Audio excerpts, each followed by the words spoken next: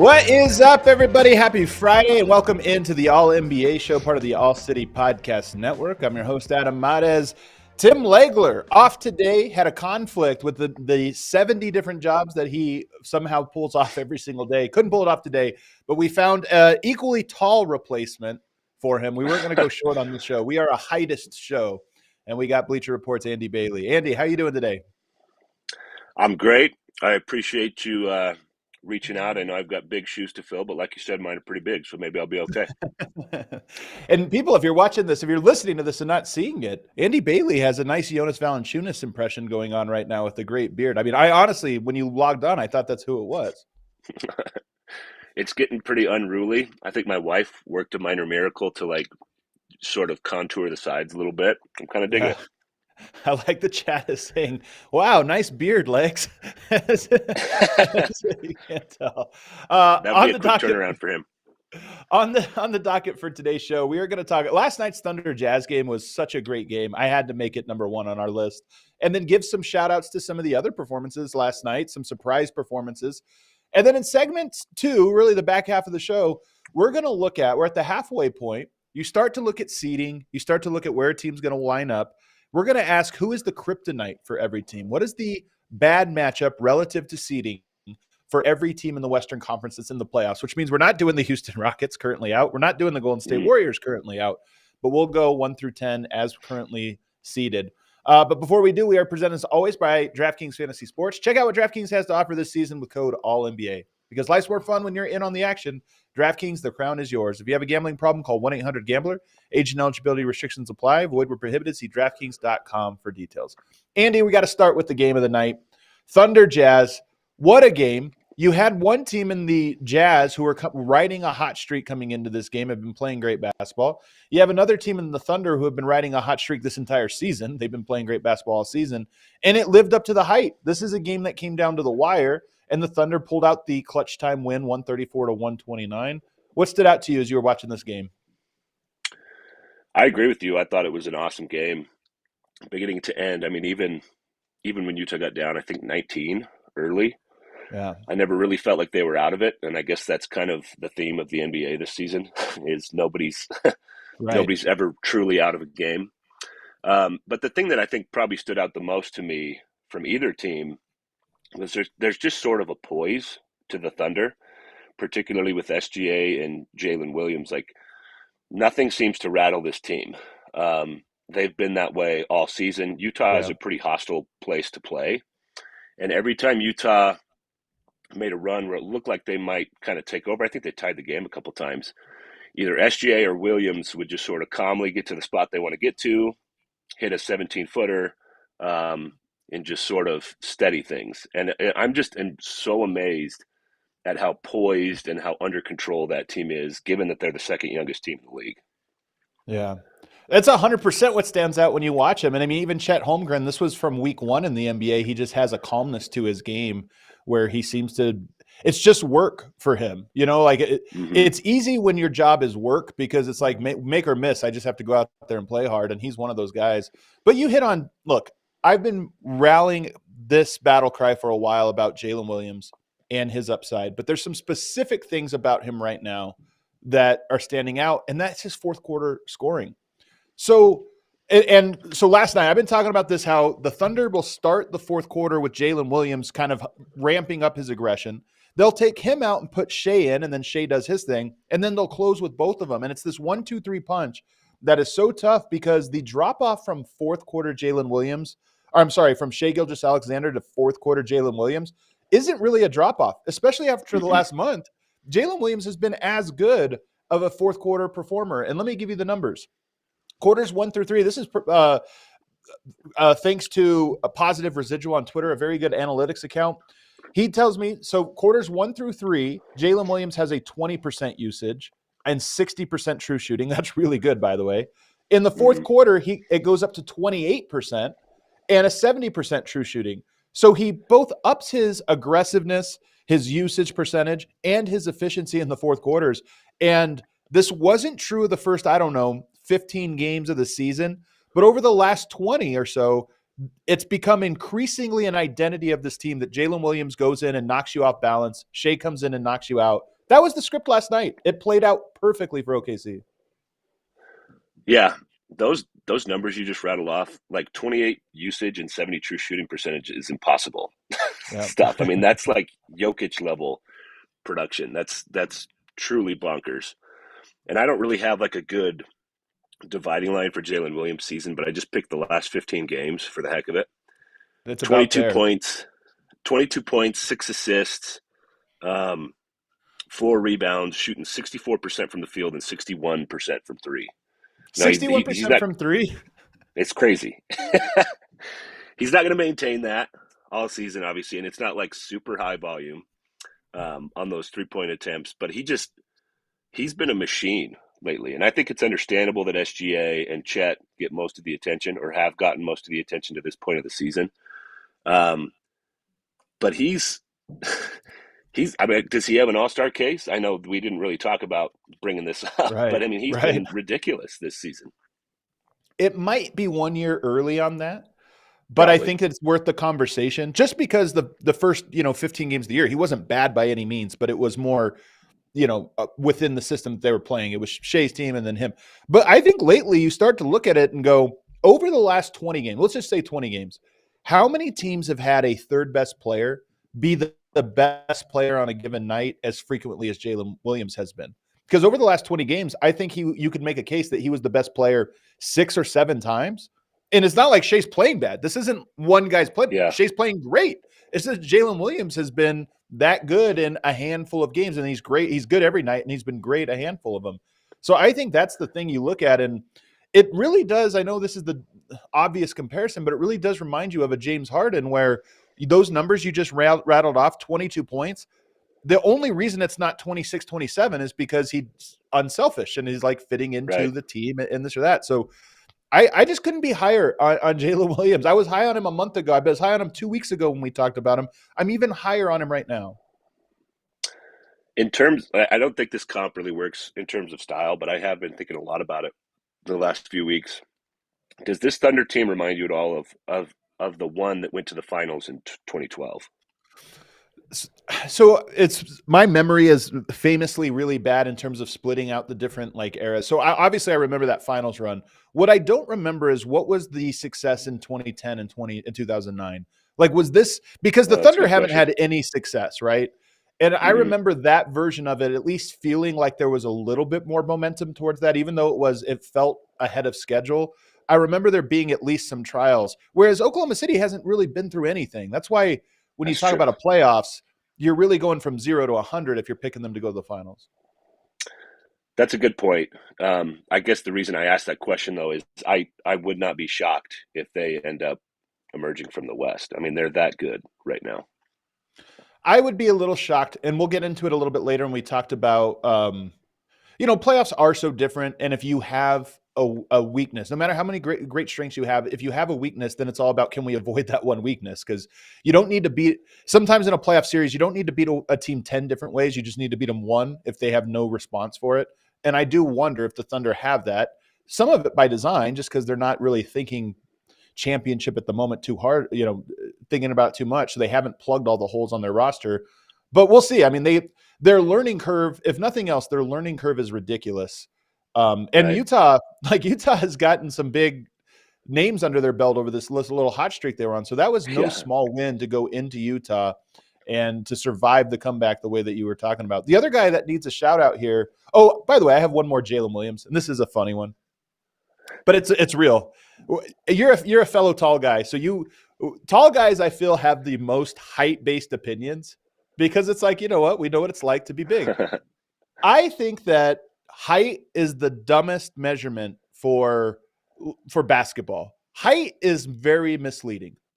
And the guy who's the ultimate representation of this to me was Hilton Armstrong. You remember Hilton Armstrong back in the day, UConn center? UConn. Yeah.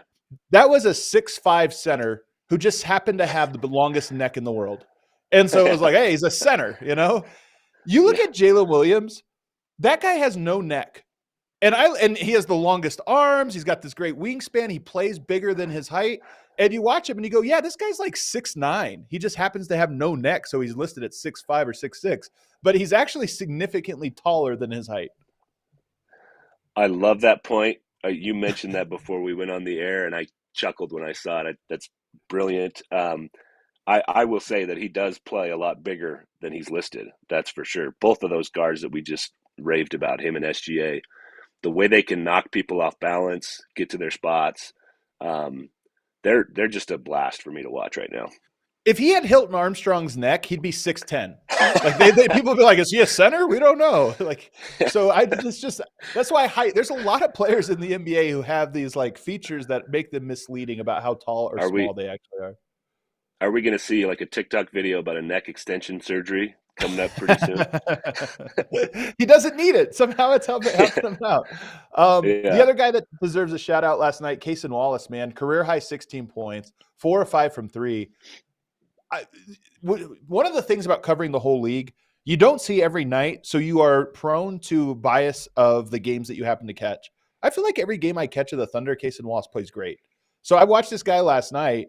I'm just impressed with the way he plays. The fact that he closes and plays some of these benchmen, he starts and then closes.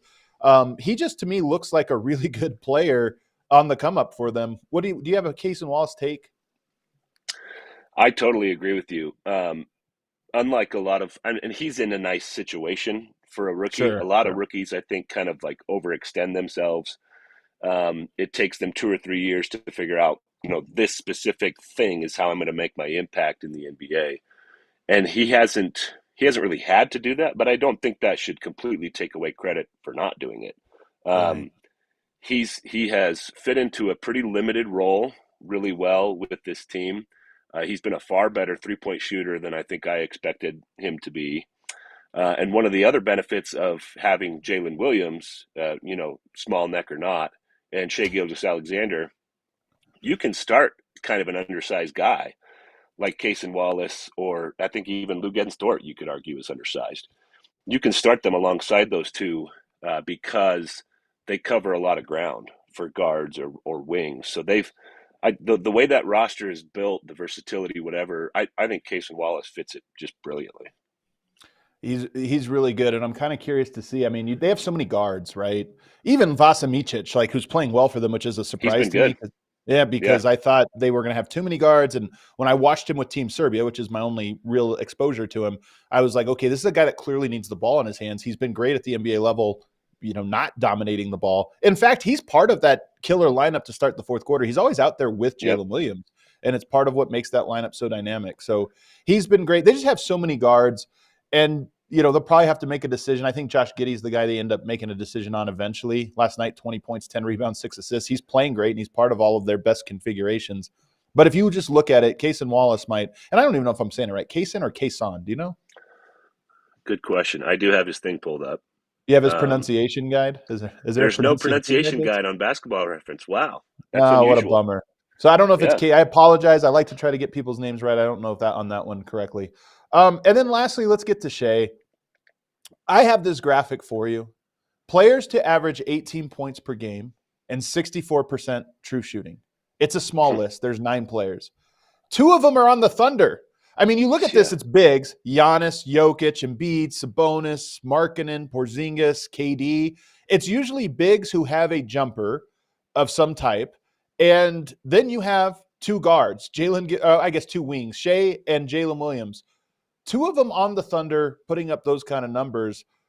Again, this is why that 1-2 punch in the fourth quarter is so deadly, is once you just get knocked out by Jalen Williams, you get knocked out again by a guy that somehow makes the same shots. He came in and was just – Jalen Williams was phenomenal, and then Shai came in and was super clutch and hit some shots that if you're Utah and you're playing great and you're doing all those things, then Shai hits you with the turnaround jumper from the elbow, nothing but net, and you're like, well, we lost tonight. That's we just have to take the L.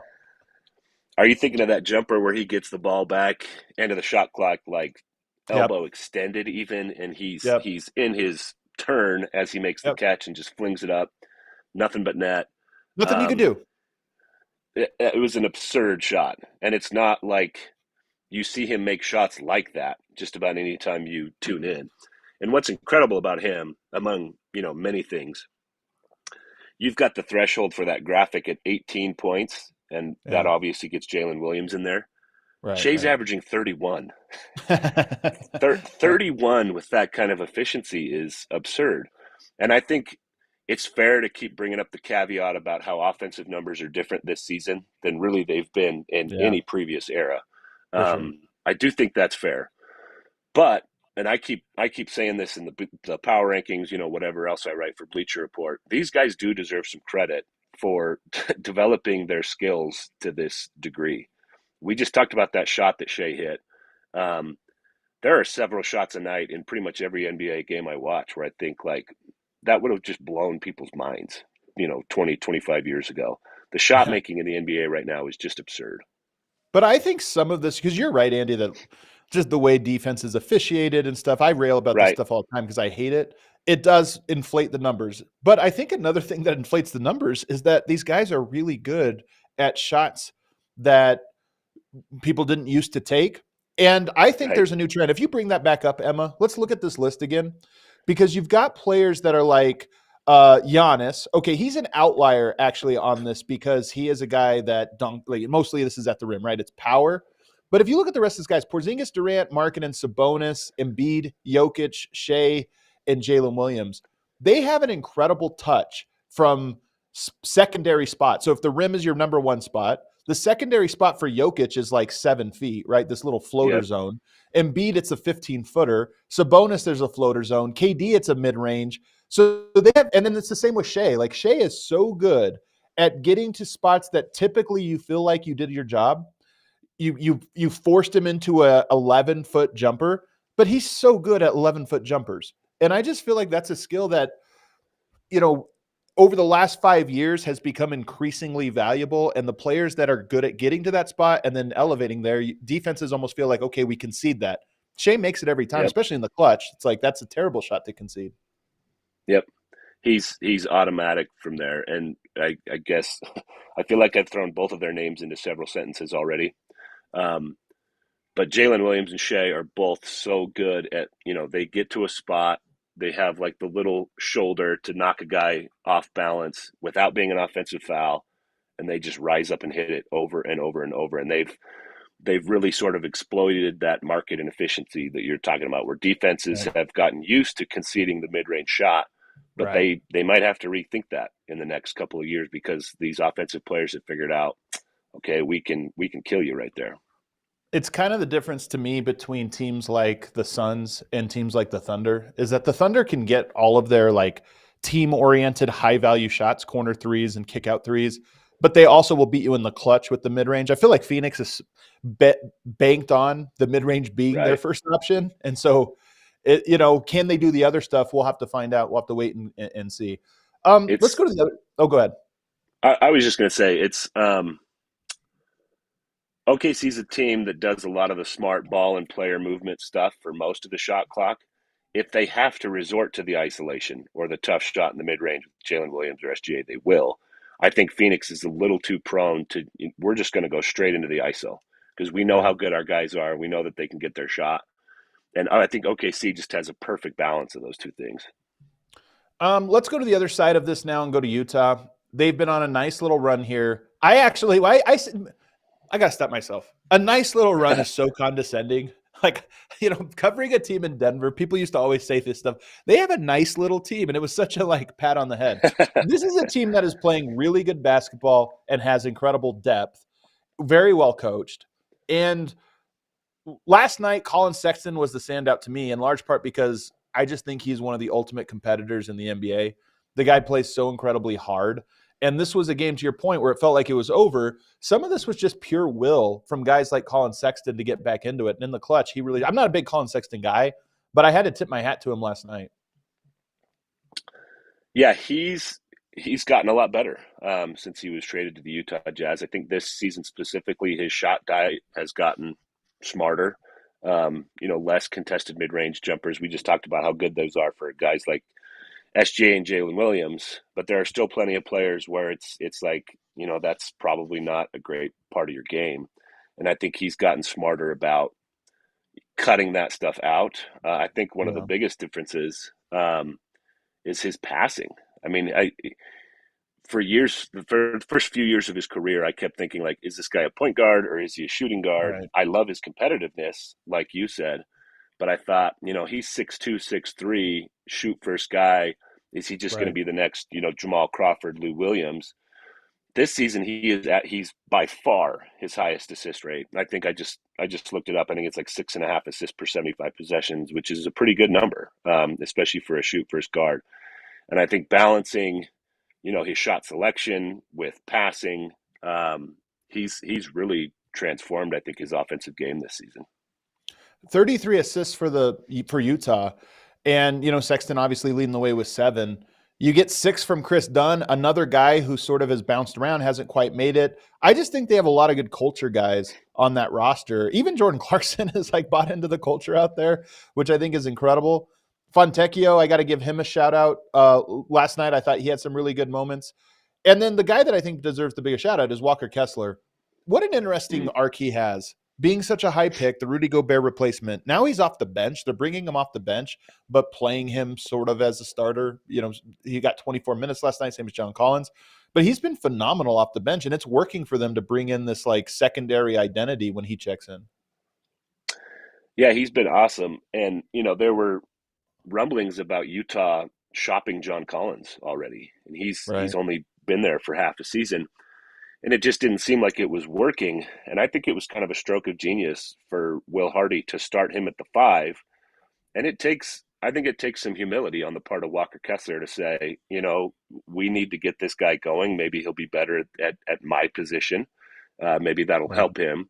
And I'm still going to come in and be a game changer off the bench. And that's exactly what he is. Utah's such an interesting team because they have a bunch of different guys who play 20 to 25 minutes. And depending on who's out there, they're a radically different team. Obviously, Walker Kessler is a much different 5 than John Collins is.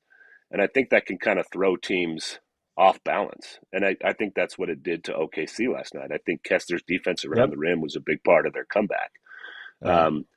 So they're a good team at mixing up looks. They could have a random guy go off on various nights, and I think that makes them pretty tough. It certainly has the last month or whatever it's been. Last night, I only have 2 more notes on this. Last night, one of the funniest things happened in this game, and that was that there was a ball that went out of bounds in the final minute of the game. Ball went out of bounds. Referees didn't see it, so they called jump ball. Oklahoma City, Mark Dagnott challenged this call and won. It was actually out on his team, but he won the challenge by giving the ball to the opponent. So he retains his challenge and his timeout, which is hilarious, but gave the ball away instead of a jump ball. So I just had never seen that before, where you win the challenge but lose the war, win the battle, and you but still lose the ball. Yeah, possession. That was funny to me. I have a question for you about challenges. Okay. My first thought when he made that challenge is, should the refs and other people may have a different opinion than me on that specific play, because I thought Chet Holmgren fouled Walker Kessler on that play. I think he did, and it looked pretty clear. I mean, his arms come down. He's hitting him pretty good. Should the refs be able to, even though they're not specifically being told to check on the foul, should they be able to make that call in real time? It's a really good question. I think it opens up probably a bigger can of worms if you do that. The longer we do challenges, I have become more anti-challenge. And I think my solution to this would be, I want challenges in the playoffs, because that's when it actually matters. And I think you have a better patience tolerance in the playoffs, because you're like, I want to get this right. You sit down to watch a playoff game, 3 hours is nothing. I don't mind 3-hour game. In the regular season, it's volume. You just want to be entertained, and the games matter a little bit less. So for me, I don't mind the challenges in the playoffs, but I would get rid of them, because even last night, it was such a good game and such a good finish. And spending all that time on the challenge to me kind of took some of the wind out of the sail. And then for it to go the way it went, I was just like, this is so ridiculous, man. Because you're right. You review it, you see the foul, then who's it out on? It's actually out on the other team. Right. I thought the whole thing was a bit of a circus. Not to get us too far out on a tangent here, but the other thing about challenges, to me, I'm with you. I think they take too much time. They take away too much rhythm from the regular season. The referee who announced the decision at the end of that play said, "We heard from the replay center that it would be this." And I've been saying for years, like, what if they just made the replays like 15 seconds from the replay center, you pipe it into an earpiece in the ref, and you just move on? To me, it seems like you should be able to do that. I'm sure there's a reason the NBA doesn't want to do that, but you're right. There's nothing worse than a challenge that is obvious, that takes 2 minutes and a commercial break and everything else. And you're like, we know the outcome already here at home. We can see the clear outcome, and it still takes forever. So I'm with you on all of that. The last thing I have here, Utah Jazz, they're on this run. They're in the play-in right now and climbing, which is really interesting. And you see teams like the Lakers now, falling behind them. Their upcoming road trip is going to reveal a lot. They actually have played the most games of anyone in the NBA now. So they have one of the easier schedules from this point on, but they have a very tough week and a half. At Houston, at New Orleans, at Washington, at Charlotte, at Brooklyn, and at New York. I swear this happens to the West Coast teams more than anyone. Yeah. 2 games in the South, 1 game in the Northeast, 1 game back in the South, 2 games back in the Northeast. It's not just that it's a 6-game road trip. It's that for some reason you go back and forth, north-south, which I just hate. But nonetheless, they have a very tough upcoming stretch that I feel if you can get out of this at 4-2, and there's some duds in there, right? Like some of these teams are not necessarily great. Washington, Charlotte, Brooklyn in particular. So if you can somehow get out of that 3-3 or 4-2, I would actually like their chances to upset a team and make it into the play-in. What do you think? I totally agree. When I looked at that upcoming road trip for the Jazz, I thought, obviously it's brutal, and like you said, they're bouncing around a lot. But having the Wizards, Hornets, and Nets in the middle there, that's actually a little bit of an opportunity. I mean, I think they should beat all 3 of those teams. Brooklyn, I think, is a little better than they've shown over the last month or so, but they've also, wins and losses wise, have been terrible for 3 or 4 weeks, and Utah has not. So yeah, I think they can emerge from this road trip something like 3-3, and if they do, they're in pretty good shape. Like you said, their remaining schedule is a little bit softer than it has been to this point, and I think they should probably stay in that play-in mix for the rest of the season. And the teams that are near them, that are sort of our legacy inclusions in the playoffs, like the Lakers and the Warriors. Man, it's hard to trust either one of those teams right now. 100%. And then you could even say the Rockets are the other team you're competing against. I think you can beat the Rockets. The Rockets can't win on the road this year, so and they've fallen off. So that's that. All right, let's take a break. On the other side, we'll get to our headline. Oh, wait, I got to give a couple quick shout-outs, actually. Quick shout-outs from last night because we didn't get to them. Jalen Brunson goes for 20 points in the fourth, 41, 8, and 8. People have been asking, like, does he deserve – I saw a thing today, who deserves more fringe MVP credit, Jalen Brunson or Donovan Mitchell? This one's so easy for me. It's Jalen Brunson. I'm curious if you feel the same way. I don't think, look, fringe MVP just means like who gets to be included, like who gets to be that last line and honorable mention or whatever. But nonetheless, Jalen Brunson to me has had an underrated season. He has been ridiculous. A stat that I found on him while I was writing the power rankings last night, he's already like 6th or 7th in New York Knicks history in total 40-point games after getting to 40 last night. And again, we have to have the caveat about era. Like it's a different game than it's been in the past. But New York is a storied franchise with a lot of like high profile scorers like Carmelo Anthony and Bernard King. And he's already flying up that list. I think he's been ridiculously good. I think the Kyrie and Jalen comparison at this point, that's got to make Dallas Maverick fans pretty annoyed. So true. I think if I had to make a gut call on those two, I would probably go Brunson as well. Although the way that Donovan Mitchell and Jared Allen have been playing since Mobley and Garland went down is pretty amazing to me too. I think I will go Brunson, but it's probably pretty close without, diving into the numbers. Right. Bruce Brown made his debut last night, a surprise debut, and I just thought he was phenomenal in that game. He made some clutch fourth quarter plays, ran the pick and roll, played the dunker spot.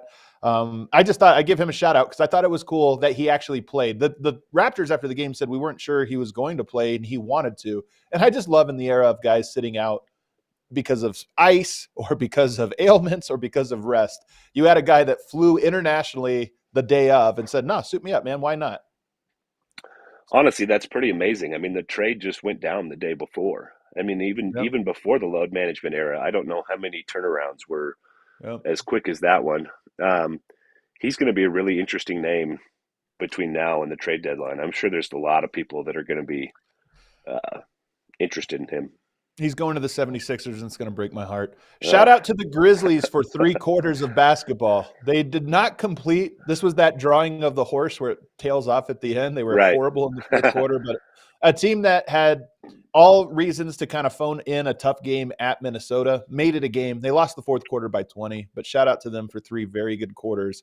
Santi Aldama, shout out to him. And then the Pacers did complete the horse drawing in their shorthanded. They did not have any of their top, guys. We're waiting on the Siakam debut, which should happen tonight. But TJ McConnell and Jalen Smith both go for double-doubles. That's right. Jalen Williams and TJ McConnell both had a double-double in a big win over the Sacramento Kings. Sacramento Kings, man, they might be the drawing of the horse. They're the drawing of the horse this season so far, right? Like it's dropping off here at the very end. So they are a mess. All right, let's take a break because we got to get to our main topic, which is, of course, who are the kryptonite teams for every one of the Western Conference challengers? This isn't even contenders. This is just all the teams in the top 10. Everybody has a matchup that is a little scary for them, and this was a fun exercise to do. So Andy and I are going to talk about that, maybe even debate it on the other side. But first, I got to tell you, the NBA is in full swing.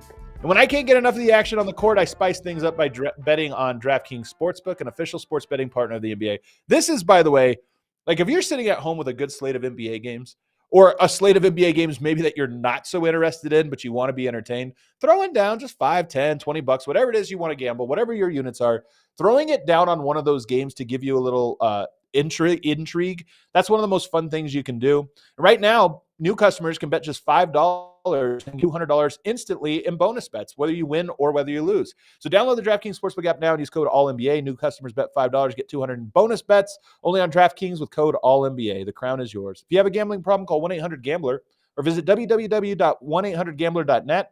In New York, call 878-HOPE-NY or text HOPE-NY. That's 467-369.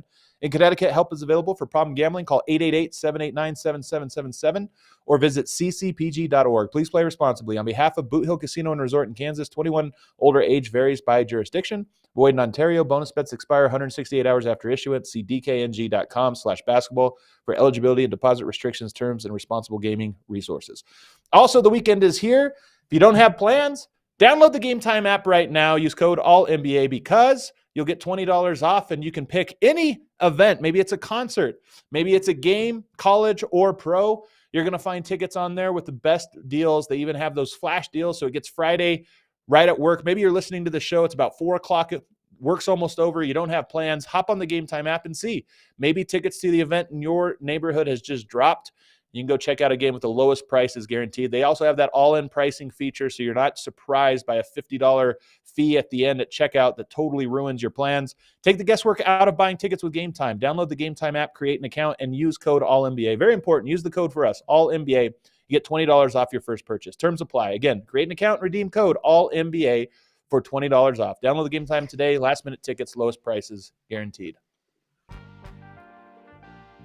All right, back here on the All-NBA show, rounding out the week with Andy Bailey filling in for Tim Legler. And now, Andy, we are going to look at the teams in the Western Conference and ask, who is the kryptonite? What team is the kryptonite for every single team? We're going to go in order of seeding. So that means we're going to start with the Minnesota Timberwolves, the number 1 seed in the Western Conference. They have a 2-game cushion actually on the one seed. Who do you think is their kryptonite? Well, I like your choice, but I won't spoil it for you. And funny enough, I think I might do the inverse when we get to this team and say that they're each other's kryptonite in a weird way.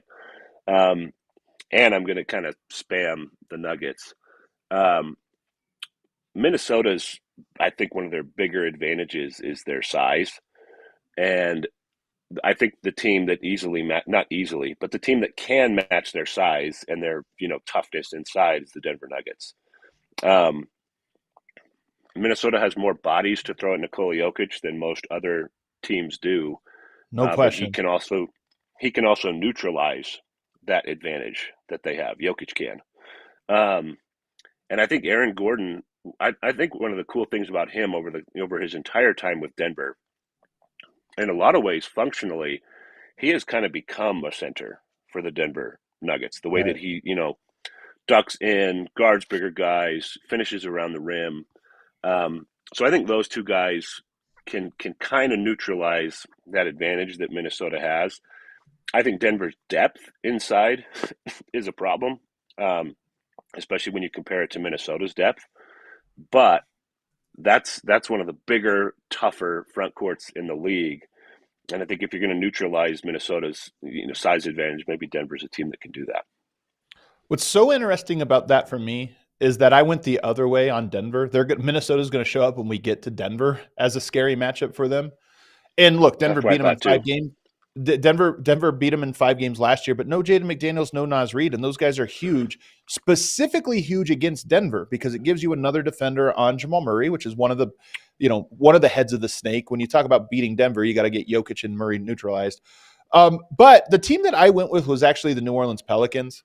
And when I prep for these shows, I'll reach out to different beat reporters and just say, hey, what's your sense? Both of the guys I reached out to, John Krasinski and Dane Moore, both mentioned the Pelicans. And this has been a matchup that this year, they're 2-2 against them. But when Zion has been healthy, that front court, you talk about neutralizing, the strength of the Minnesota Timberwolves, they're really good inside as well. Valanciunas is not good against every team, but they don't have the shooting, in my opinion, to really take him off the court. So now you have a big who can go inside and just play big physical basketball, maybe draw some fouls. And then you have Zion, who is both big, but not the type of clunky big that you can say, okay, Right. we're going to go tit for tat. You have a mobile big that now you have to have Karl-Anthony Towns guarding, or you're going to have Naz Reid spend minutes on. Those guys that's not their strength. In fact, that's their weakness. So for me, what's interesting about this one is if it is New Orleans, that's one that you start to look at the standings and go, all right, well, New Orleans, right now they're a 5 seed, but it's razor thin between them and an 8 seed. Minnesota's a 1 seed. That's a potential first round matchup that I would look at and say that would not be a typical 1-8 if those two teams matched up. For sure. And one thing I thought about as you sent me the rundown for this is I'm not sure how many typical 1-8 matchups we're going to have this year. This feels like one of those years in the West where you could throw all these teams in a hat, shake it up and pull them out and have a competitive series with any of these 8 teams. Like I think the West 1 through 9 or 10 is pretty darn stacked this season. Yeah. All right, let's go to the number 2 team, the Oklahoma City Thunder. They're 28-13. Who did you pick for them? And you could have the same one as me. We don't have to disagree on everyone. I think off the top of my head, I'm going to go Minnesota for OKC because a lot of what we already talked about, they have a ton of size, they have depth in the front court, and even OKC's starting center, Chet Holmgren, he's obviously long and he's a big guy, but in a lot of ways, he allows them to play small ball. He's almost more of a small ball 5 than like a traditional 5. Totally. And so I think a team like Minnesota could just hammer them on the boards, and that would be a big issue for them over the course of a 7-game series. And they don't have a ton of depth behind him. I mean, they're really the only backup big I can. Who else do they play besides Jalen Williams? The other Jalen Williams behind Chet Holmgren. Right. There's been a lot of buzz about OKC trading for a big before the deadline, and maybe that helps them in this discussion. But as constructed right now, I think they're going to have a hard time with big teams, and obviously Minnesota's a big one. So the team I went with for them, because I'm on the same wavelength as you, that to me it's size. And this is the one thing we talked about them. Teams with size. I love that you put their kryptonite is the Thunder. Oklahoma City, their kryptonite is themselves. No, their kryptonite being the Lakers on this one. And I would have Nuggets, Kings, Minnesota are all teams that I think are intriguing. And I know a lot of people are going to look at this and say, Thunder are 2 seed, don't sleep on them, don't underestimate them. And you're right to say that. I was in this position a long time with the Denver Nuggets where they'd be great in the regular season. Everyone would discount them. And the discount always comes from a knowledge and understanding that the playoffs are different. And it's not that you Mm-hmm. necessarily doubt Oklahoma City. It's just that you say, we don't know. It's different. When you get there, do you have a weakness? And for them, it's clearly interior. Is a team going to be able to bully them physically? And then can your strengths, that scoring out on the perimeter, that dribble drive game, can that mitigate it? So for me, it's the Lakers. And the reason I put the Lakers is Anthony Davis. First of all, they beat him this year in some high profile games. And then Anthony Davis is big and strong enough to bother Chet Holmgren, but mobile enough to not be bothered by guarding Shai Gilgeous-Alexander and Jalen Williams, Right. as well as anyone can, right? I'm not saying he stops Yeah. him, but at least you could throw that. And then LeBron James, same thing. LeBron James is so much stronger than even Jalen Williams, who's really strong. He's so much stronger than the players they want to be able to play at the 4 and at the 3 that I just think that you're going to have a strength of the Lakers go up against a weakness of the Thunder in a way that I'm not sure there's an adjustment there, because you're talking about physical adjustments. You can't make a guy bigger. So that's why I went with the Lakers. And Yeah, I by think the that's way, a good call. another matchup you might get in the first round, that might be a 2-7. Yeah. Yeah, for sure. Let's move on now and go to the Denver Nuggets. Who do you got?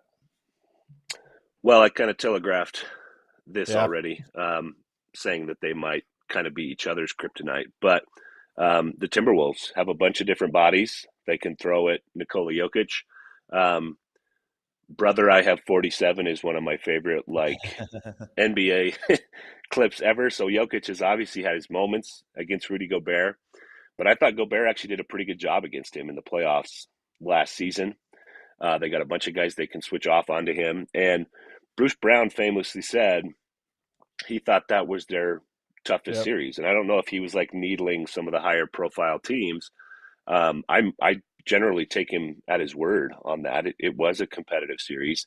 And like you said just a minute ago, they didn't have Jaden McDaniels. They didn't have Naz Reid. And those guys, they can change the complexion of a series. I think if those two meet again, it's going to be even more competitive than it was last time around. No question about it. To me, this is, I know, watching Denver, they're in a sleepwalk mode right now through the regular season. You can see it in the way that they play, but the Timberwolves just match up with them. Right. Jokic versus Rudy Gobert, I like that matchup.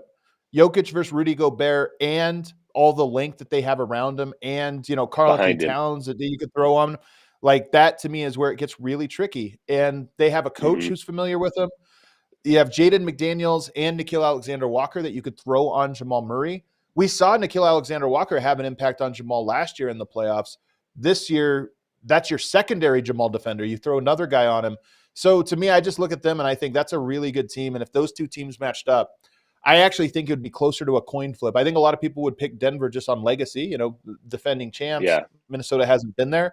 But to me, I look at it, first of all, if they match up, it's almost certainly in the conference finals. They'll be more experienced by the conference finals than they will have been in the first round like they were last year. So I look at that one and I go, I think that's a coin flip series, and it would probably come down to things like, how do Jaden McDaniels and Nickeil Alexander-Walker shoot? Because I think that's your fear, is can you score consistently?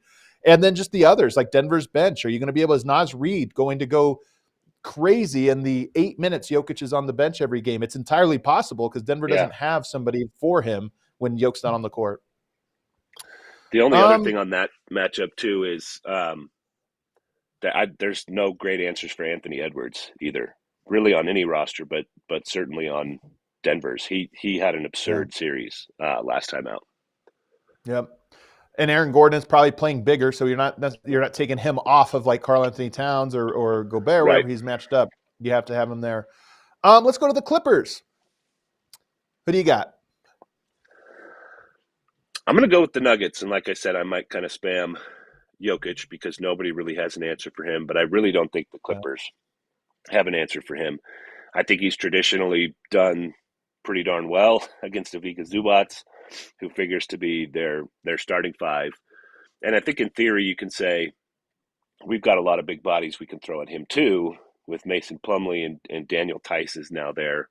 But I think he just picks them apart from the inside the way that he has in many matchups over the last several years. It's kind of a torn down easy answer with Jokic, because it's easy to say that nobody really has an answer for him, but I think that's especially true with the Clippers. I think it's less true than ever because Zubac's because okay. of those I other think guys. Zubac's is there. Yoke's going to go off against him like he goes off against a lot of guys. But now that you have a Plumlee to throw against him, again, is Plumlee going to stop Jokic? Absolutely not. But what you have to survive, when we think of two playoff series for the Nuggets over the last handful of years, the ones that come to mind with this specific regard were the Clippers, where did they really lose that series? In the minutes that Montrezl Harrell had to come onto the court. Because there's one thing to say, okay, it's a bad matchup. We're going to give up a couple points here versus getting completely obliterated on 20-5 runs because you can't stop them. So now you go from a Montrezl Harrell in years past to now a Mason Plumlee and even a Daniel Tice.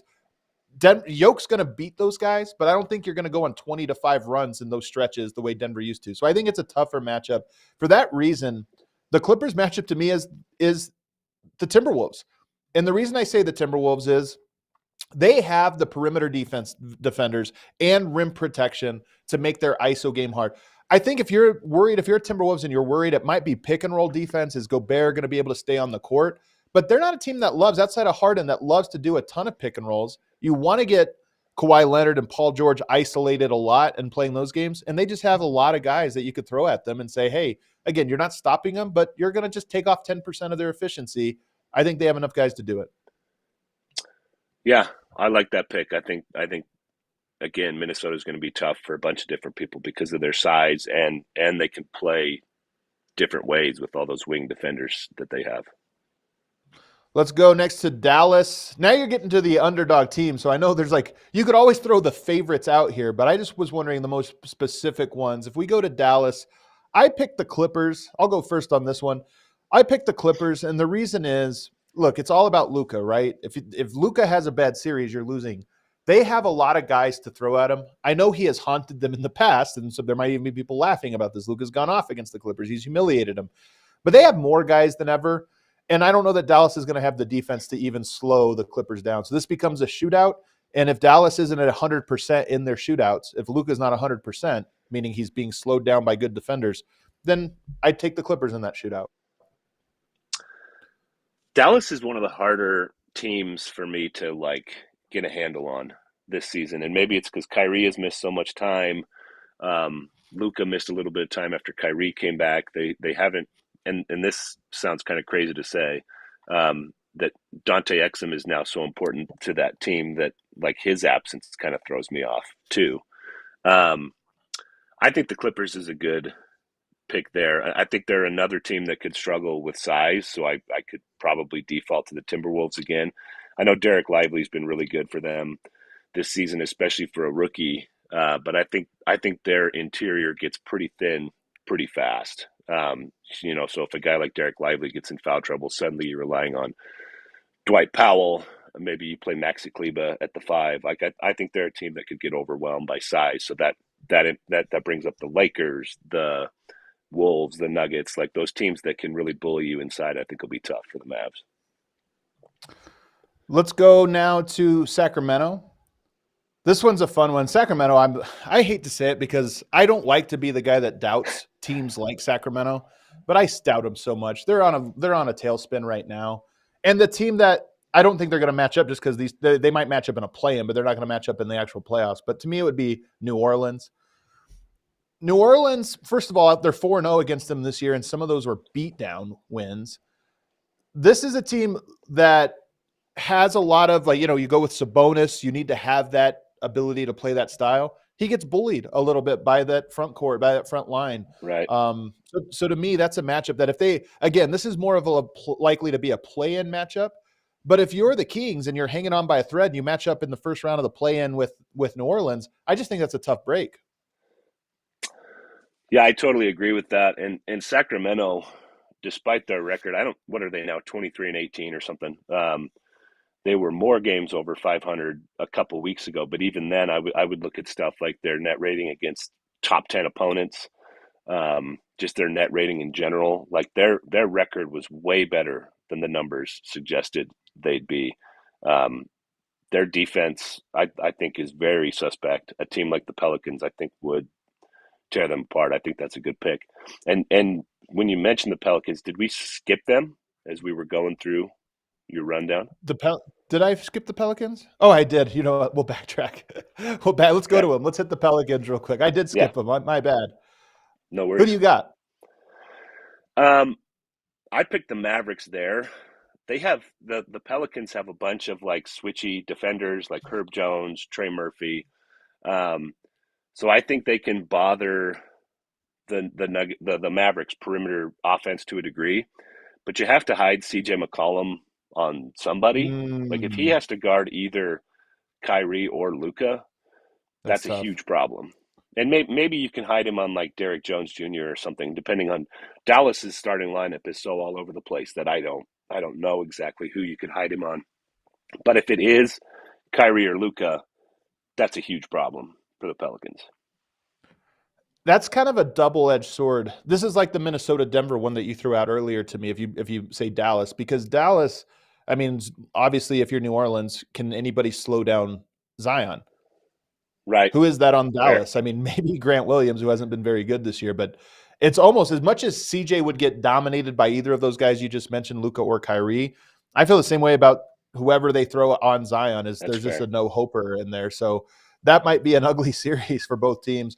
I didn't have a good one for New Orleans, and I actually reached out to my New Orleans contact on this one, and they threw out a couple teams, but the one I went with was Nuggets based on just what they were saying. And this one's interesting because it hasn't necessarily – if you look at the regular season matchups, Tim and Legler and I all year have been raving about the New Orleans bench. They have dominated Denver's bench unit and staggered units. They have a deep team. In the playoffs, that depth becomes less important. So what was an overwhelming strength for New Orleans gets mitigated by the fact that Murray and Jokic are both playing 41, 42 minutes a game.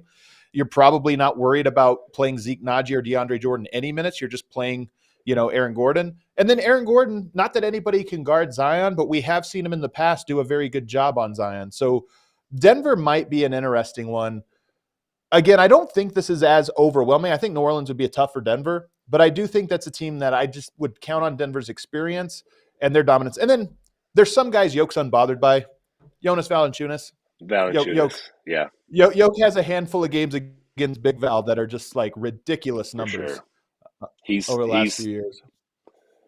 I don't know what those numbers are, but he's like averaging a triple double against them over the last several matchups. I'm pretty sure. Like he has dominated New Orleans. Larry Nance called it the single best performance he's ever seen, and he played with LeBron James for an entire season. I remember that.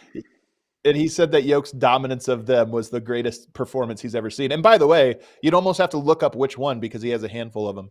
Right. If we go back, all right, we got 3 teams to get to now here. Phoenix, this is an interesting one. Who's their kryptonite?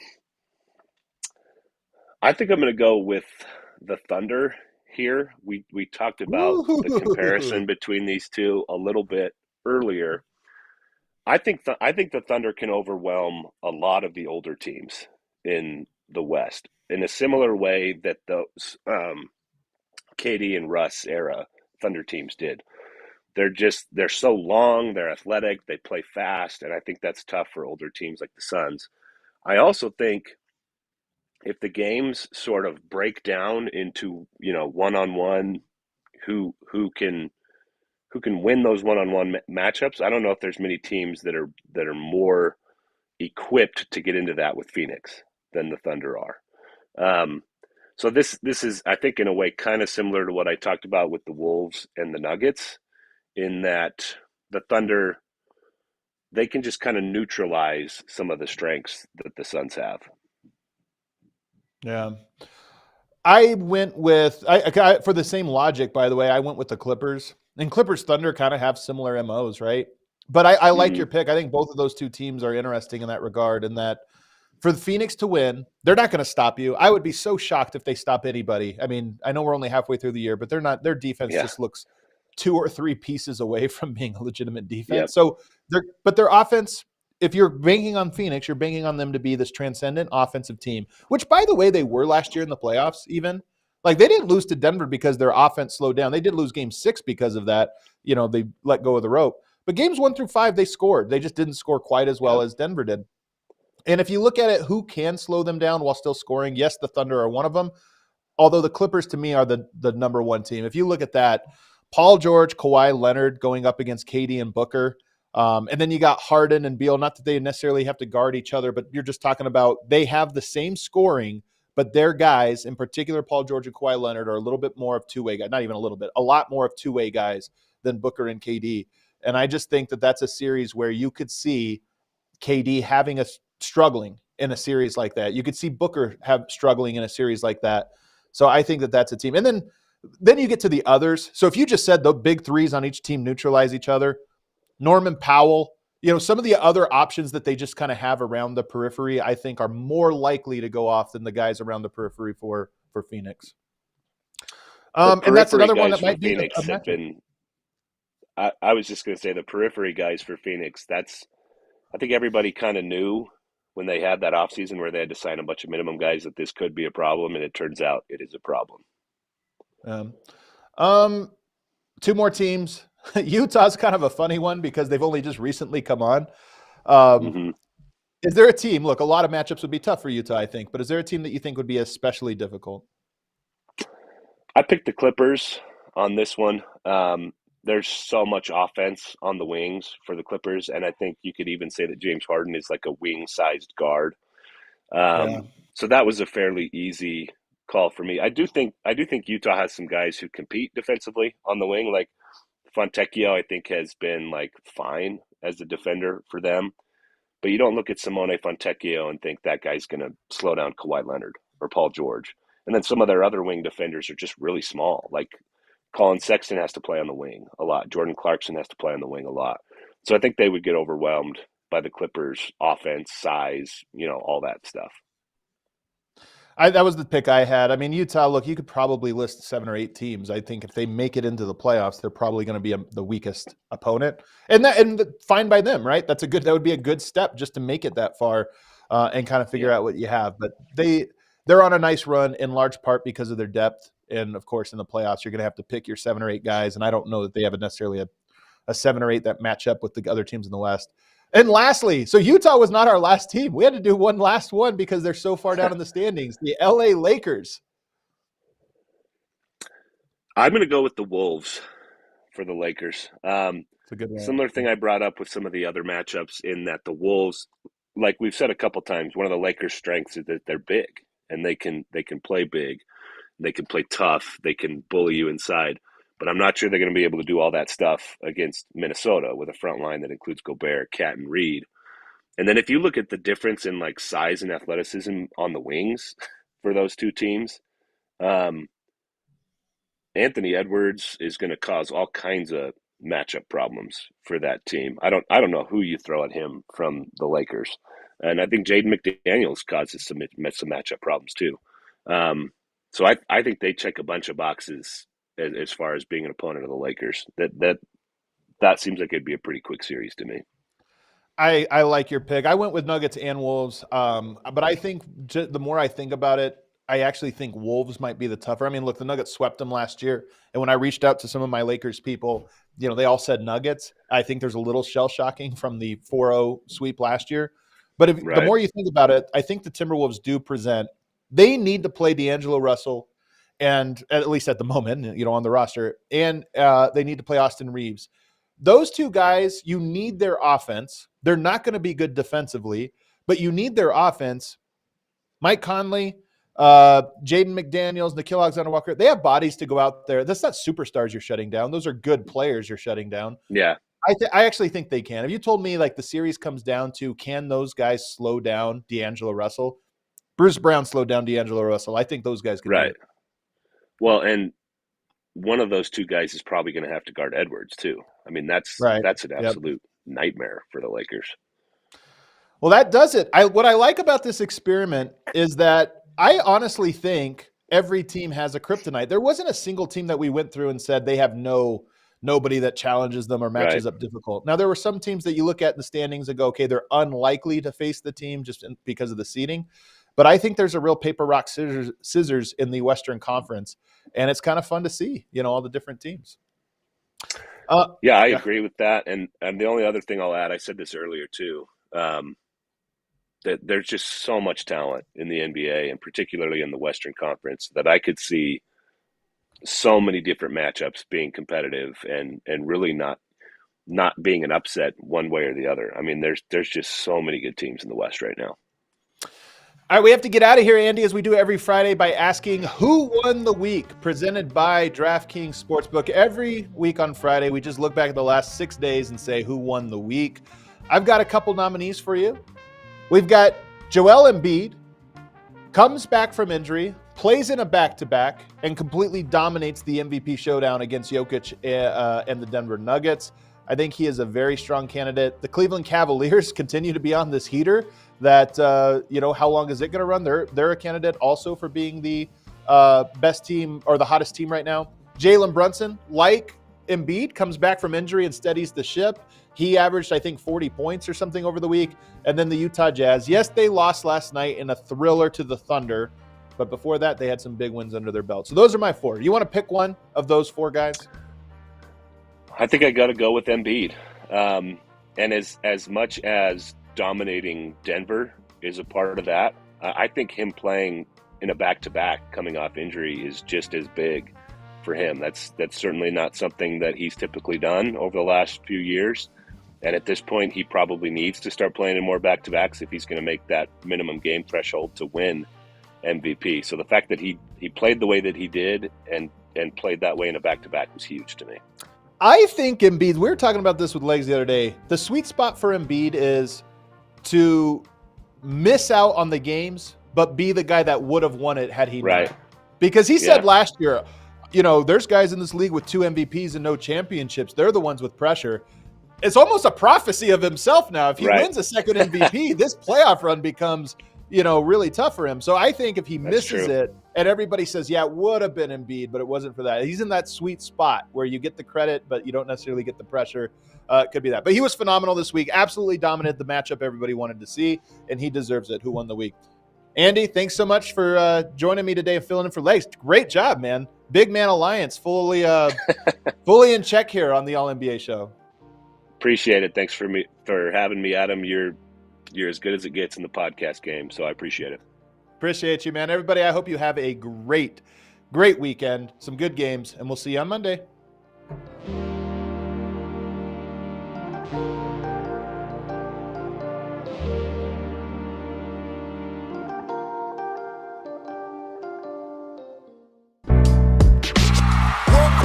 We all silly like the mayor.